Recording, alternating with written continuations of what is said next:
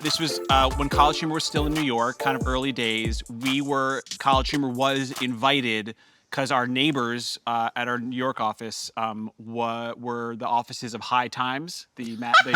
That's fun. Oh my God. And no one really wanted to go, but I had two thoughts, neither of which are very cool. One was, well, you know, I know it's High Times, but like, thinking they're gonna get high at High Times, that's like thinking you go to like Sports Illustrated magazine and they're gonna be playing baseball in the hallway. So they're probably like not gonna be getting high. Not true at all. I was completely wrong. It was like more highness than I've ever seen. And then the second thing, and this is really embarrassing, was like, this will be a great networking event. Because they're going to remember our conversation. Listen, it was early College Humor. So funny. It was not what it was now. I gotta jump ship, get off this College Humor boat and go to High Times. Some people are focused. So I do go to this holiday party, and every pastry there was like loaded with weed. I had never eaten edibles before, which I now realize I guess gets you much more high in a different way. So I got very, very stoned, and I started talking to this girl who worked there. She was one of the writers or one of the editors, and she's like showing me around the office and stuff. I'm just getting really, really high.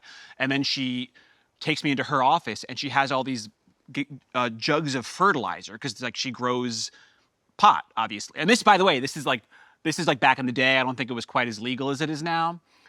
Meaning it was illegal. It's like the aughts, like the late aughts. The late aughts, early teens. Yeah, fully illegal. Illegal. Not, Was it legal at that point? No. No, Okay. it just became legal. In my brain, it was like a class, you know, whatever it was a felony. So she showed me the fertilizer, and then she is like, hey, the party's winding down. Do you mind helping me bring these back to my apartment? I live around the corner, right?